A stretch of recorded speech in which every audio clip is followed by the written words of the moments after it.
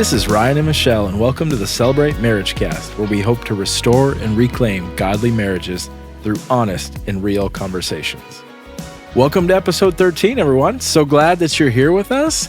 And Michelle, this is our last full episode before Christmas. I know. Merry Christmas early, everyone. This is our Christmas show. Yeah. So glad you're here with us. Michelle, we just got done with something pretty big. Oh my gosh. Yes, we did. Most of our listeners probably know this, but 9 days ago, we did the weekend sermon at Celebrate Church. Celebrate Church is the maker, producer of this Celebrate Marriage Cast. Yeah. And we did it. We did it. Our second ever sermon preached. Yeah. We did the attitude of gratitude. Yeah. And I think it's been so incredible to hear the stories that have come in so far. So we're just speaking of gratitude, we're super grateful for the people that have shared those stories and just really proud of everyone that is taking that message into the community and acting on it. And in my notebook, actually, I have, I think, 3 pages. I actually wrote out when people texted us or sent a Facebook message or, an email, I wrote their names and I wrote their messages out in our book just because I wanted to remember those in my heart. I wanted to just store those up. Yeah. But we heard a number of really cool stories, but just for our listeners, because I think this is so cool, there was a celebrator that was in Texas to speak at a recovery center. Mm-hmm. And we got the most incredible email from him just saying that he had listened to the message a number of times over and over and over. And then that night went and spoke at the recovery center. Yeah. And do you want to tell it? Yeah. I mean, just the power of gratitude and shared this message with people that were, I believe, in recovery. Yeah. Right. And I think it was 19 people wanted to accept Jesus that night. Yeah. And just wanted that gratitude, wanted that gift of Jesus. Yeah. The gift of Christmas. Yeah. And it was so powerful. I mean, we both just tears. I mean, it's lots just of tears. Yeah. So powerful, and just so proud of that celebrator for doing that. And just there have been a few really powerful stories, but there were tears when I heard that. Ryan, I don't know if you knew this on the weekend though, but did you see what I brought up there with me on stage in addition to my Bible? No. This is kind of funny. No. Speaking of tears, I actually snuck one of those eyeglass cleaning cloths. Oh, yeah. Those microfiber cloths. Yeah. I have a giant one of those. I brought that up along with a little a mirror, just in case I were to start crying. I put it right underneath my Bible. Okay. Because your testimonial, if you've not listened to this message, would highly recommend that you go back. We actually were pretty vulnerable, shared part of Ryan's testimony, my testimony. And Ryan, I was so proud of you because we had a different close to that message. And a few days prior, you decided to share your story. Yeah. I mean, I think it's the power of gratitude. Yeah. And the power of Christmas. And what God's done in your life. Yeah. And how those really, really hard seasons of brokenness and loss and death and medical issues left and right, you were able to show gratitude in that. And so he had shared this in this close, and I knew I was probably going to cry. So I brought those up there just in case I cried so that I could wipe my mascara off. Since I did the close, or the second close after you, and I prayed. Yeah. I just had these visions of myself up there with mascara running down my face. And I was like, oh my gosh, I'm going to be on live YouTube television here with mascara running down my face. So I brought this little mirror up on stage and shoved it under my Bible just in case. But my eyes welled up with tears. They never dripped out of my eyes. But yeah, hearing the stories afterwards, we definitely, did not have dry eyes. Yeah. So just really proud of you though, Ryan. Thanks. That was really, really good. Yeah, thank you. Yeah. Appreciate it.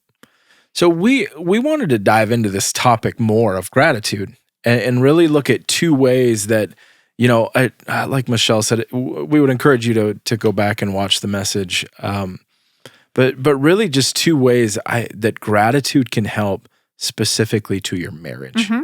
Yeah. So taking that message and then applying it specifically to marriage couples or Yeah. dating couples or Yeah. anyone in a relationship. Right. Right.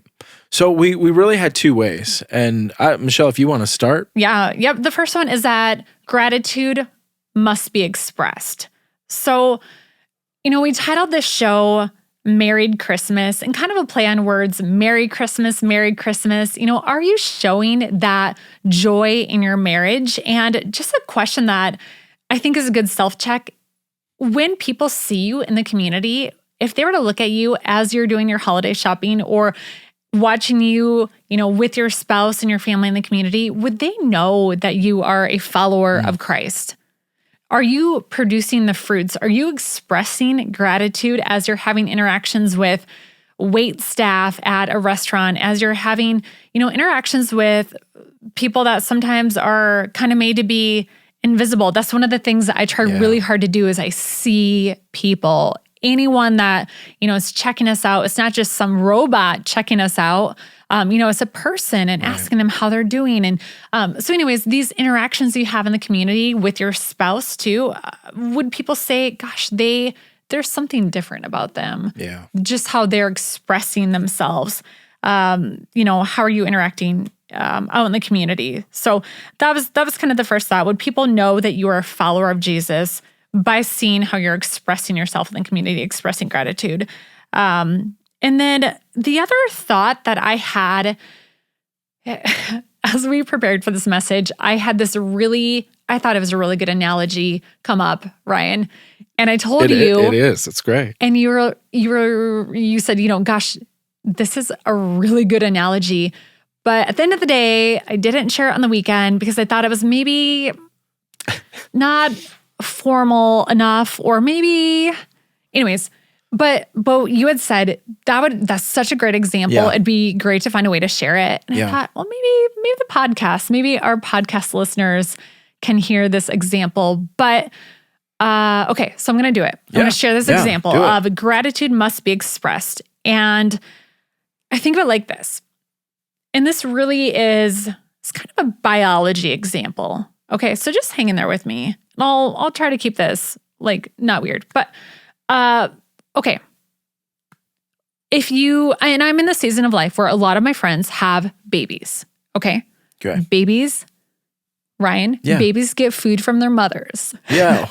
they get milk from their mothers. Yes. Okay. Yeah. So if you have ever had your wife maybe, nurse a baby, or you have been on a farm and seen a mama cow feed her baby, you know that babies get milk from their mothers. Okay. Yep. Now we're all on the same page. Yeah. We all know that. Yeah. And that act of giving milk is called expressing. Okay. So if you've ever, had, let's say your wife, was nursing, that is called expressing milk. Okay. So there's something that potentially can happen if they're not able to nurse their baby.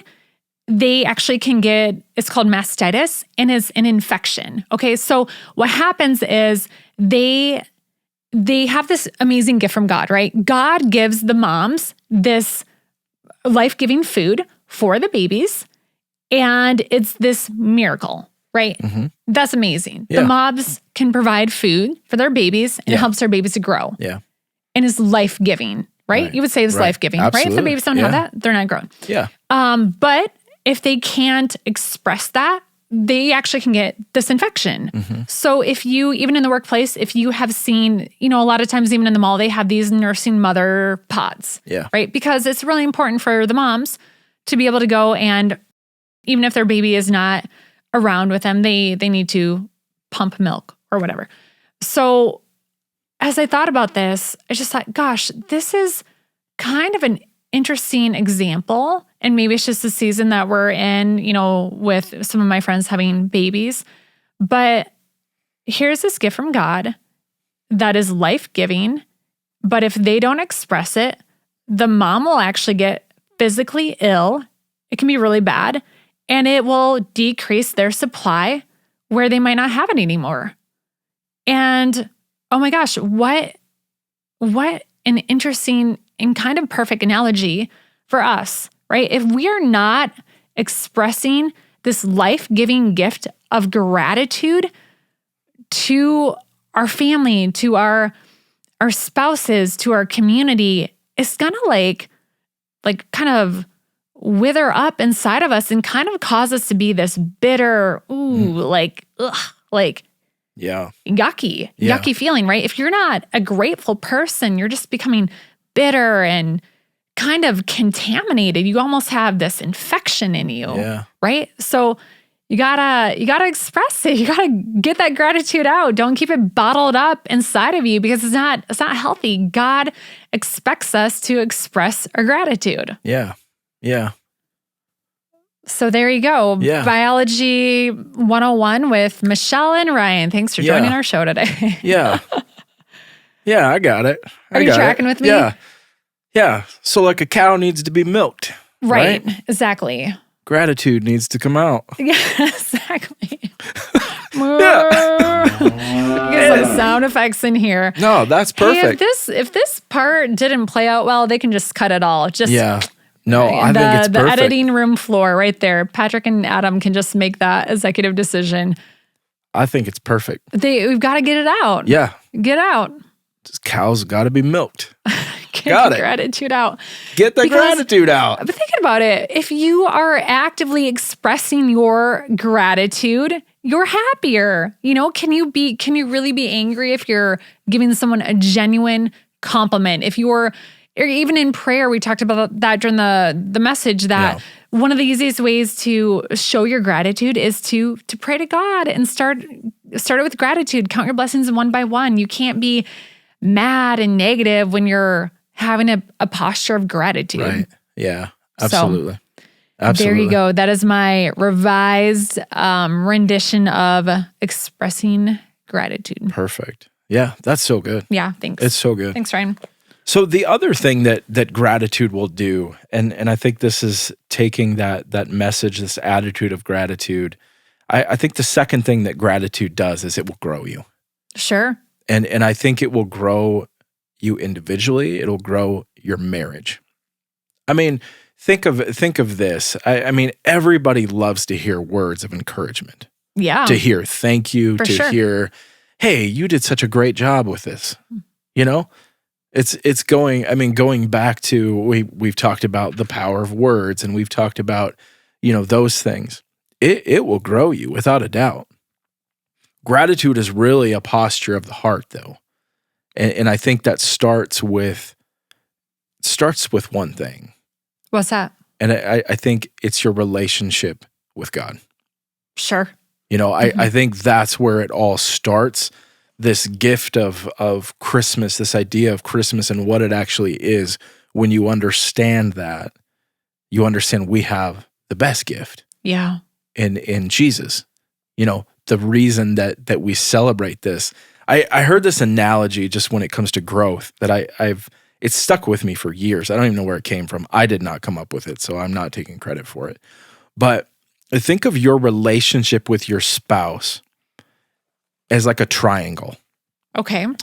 So you and your spouse are on the bottom of this triangle, and Jesus is at the top of the triangle. Okay. The more that you're growing in your relationship with God, you're moving up the triangle. You're getting closer to God. Well, what's happening is we're growing closer together as well. Ooh, that's good. Yeah. I've always thought of that, but there's gratitude is such an amazing thing, and again, I've said this before, and I still haven't made any merch yet, but what you think about, you're going to be about. And going back to this idea of expressing as well, like if you bottle it all up inside, like it never comes out, you had talked about like a sickness. Mm-hmm. And I think if we're not growing and we're remaining where we are, that's what's going to come out. Yeah. Like, oh, well, I'm not really growing. I'm not growing in my relationship with Christ. I'm not growing in my marriage. Then you're settling and you're going to have an average marriage. Yeah. So I mean, growth is such a key for marriage. And we've shared this before, that you're either growing or you're dying. There's no like, Yeah, you're not stagnant. There's not such thing as just Right. remaining in the one spot. I was just going to add that. Yeah, you're always moving in direction, whether it's forward or backwards, growing Yeah. or dying. You're always going in a direction with your marriage. yeah. Yeah. Ryan, I like the idea of growth, and it kind of reminds me of what we talked about with Bob Paul a few weeks back. Maybe it's been a couple of months now. I don't know. But Bob Paul, who wrote the book 9 Lies That Will Destroy Your Marriage, he co-authored that book. He talked about the importance of growth quite a bit. Yeah. Specifically self-growth, self-leadership too. Yeah. Because you can't necessarily expect your spouse to do that. You have to take your own responsibility to lead yourself. Yeah. I need to first make sure that I'm being cared for, that I'm nurturing myself and attending to my needs. I mean, that's part of growing in maturity. I can't put that on you. That's not your responsibility. And as I grow in my self-leadership and grow in my own self more, that benefits our marriage as well. Yeah. Yeah. What does that look like for you? I mean, I think that we do a lot of reading. Yeah. We do a lot of Bible, being in the Word, Bible study, life group, like I said, books, conversations together, reflection. I have a couple of accountability partners that I meet with too. Yeah. One is for business, one is for personal marriage, and then one is more personal / business. So I really have 3 people that I meet with that are all pretty iron sharpen iron. Yeah. It's not just, hey, let's, catch up, a little bit of that, but Sure. it's really intentional too, Yeah. letting people in my life Yeah. that can speak in and grow, Absolutely. help me grow. Yeah. Yeah. Yeah. Absolutely. I think that's so What about good. you? What do you do? Yeah. I mean, I think you hit on a lot of those. But it really does start, I think, with that posture of the heart. Sure. And I think for me, it starts there, of just being grateful for what I have, grateful for what God has done in my life, for what God is doing in my life, grateful for the people that are in my life. I think that is such helping to move towards growth, because I'm seeing all of these things and all of these people, all of these blessings that God has provided me with, that it helps cultivate the ground for growth. I mean, I fully believe that gratitude will cultivate the ground for growth. Yeah, that's a good word. Yeah. And so, but yeah, it's a lot of reading. It's And by a lot, Ryan really reads a lot. yeah, I mean, yeah. I like to read. a lot. Book a week. Yeah. Yeah, More. probably, Sometimes 2 maybe, books a week. Sometimes. But it's just it really starts with my heart.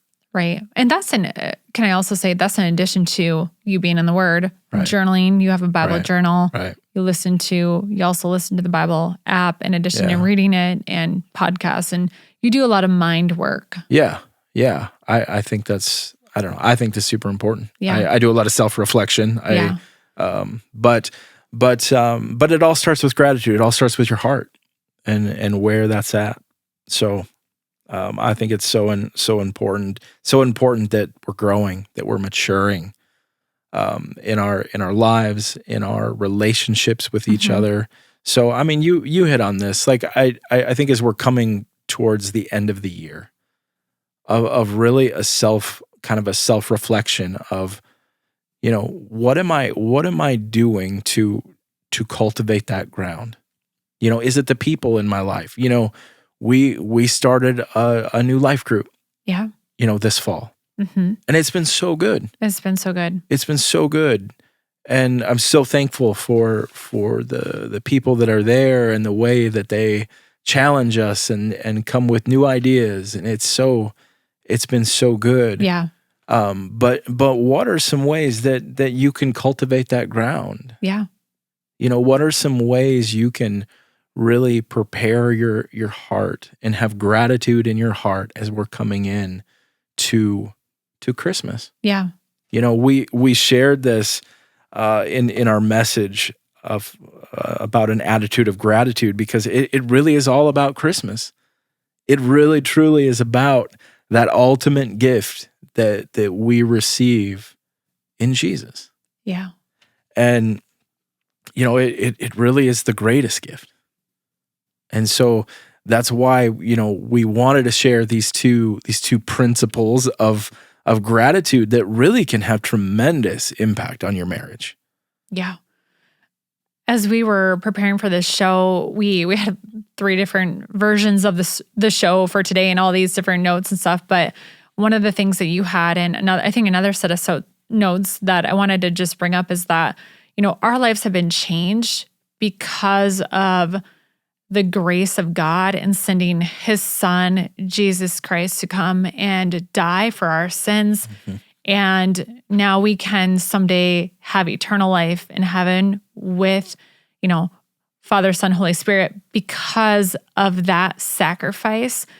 But first, God had to send the Savior to us. And that's why Christmas is so important, This is where it all started. This is the birthing of the life that we'll have, the new life, the gift of new life for us starts at Christmas. Absolutely.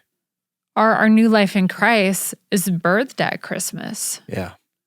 Yeah. And that's the greatest gift. Yeah. Of all. Yeah. I just had this thought as you were just talking about a new life, right? A new life coming, a Savior. Yeah.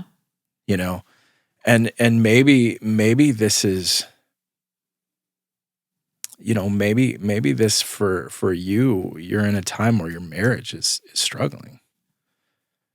Maybe a new life needs to be brought into your marriage. Maybe that's Jesus. Maybe you haven't brought Jesus into your marriage. And maybe now, maybe Christmas is that time. Yeah. To really bring Jesus into the center of your marriage. And maybe a new marriage will be born. Yeah. Because of Jesus, our married Christmas is a Merry Christmas. Yeah. Yeah. It's changed everything. Absolutely. Yeah. Yeah. We said that at the same time. We did. This weekend, and I was debating if we close it there because that was really good, or if I just share a little bit more. But this weekend I shared that the way that I got to celebrate was that a Christian counselor told me to come here. And then I went on to share, I sent her a phone call of gratitude, or called her and told her and all these things. But I had been in this really toxic relationship that I needed to get out of. And, I was in this journeying, kind of a desert wandering time. And she had said, just, go to Celebrate. You need to go to Celebrate. You need to meet some good young people and just some great influences. And I just think about the differences between, some of my dating relationships, and then fast forward to coming to Celebrate, re-meeting Jesus and really having a relationship with him, having my life changed here, and then starting our dating relationship in a God-honoring way and having him in the center of it as we dated and then as we married. And what a night and day difference it is. Yeah. Our dating was, our marriage is, and really we attribute that to God being in the center of it. Absolutely. But it's not too late. You can have that too. Our listeners can have that. But that has been the difference. Having Christ in the center of our marriage has changed everything. Yeah. Yeah. Everything. I mean, we shared that this weekend. We've heard it before, but changed lives change lives. Yeah. Right? Mm-hmm. Changed marriages change marriage. Mm-hmm. Yeah. You know, and so it's not too late. It's not too late to invite God into the center of your marriage. Have your marriage be revolving around Christ. You know, I'm going to say something, and this will probably, I say things like this around our house, and sometimes my family looks at me like, I don't know if that's dumb or if that's really smart, but because they're so simple but deep. They're so simple, but hit us with it. If you want to change your marriage, you need to change your marriage. Yep. No, but you know, it really is that. It's coming as we're wrapping up this year. Yep. Of looking into a new year of, I want my marriage to be different. Yeah, make some changes. You got to make some changes. You got to do something different. Yeah. The deepest quote, but the most simple. Ryan, that's good. If you want to change your marriage, you need to change your marriage. It just sounds smarter when you say it. Say it one last time, and then I'm going to tell them what to look forward to on Friday. Sounds good. If you want to change your marriage, you need to change your marriage.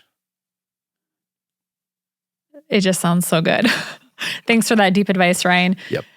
Our listeners, you're amazing. We thank you so much for your continued listenership this year. We have a really fun show for you next week. We're going to put together the best of the best. And if you are brand new, it will be fun. You can then go back and listen to the full episode. If you are a beginner or a listener from the beginning, then this will be a good refresher and so much fun. So look forward to that next week. And we are going to do a Merry Christmas mindset for this week's 5-Minute Friday. Thank you so much for listening to the Celebrate Marriage cast, and we hope that you have an amazing and merry Christmas. Have a great week.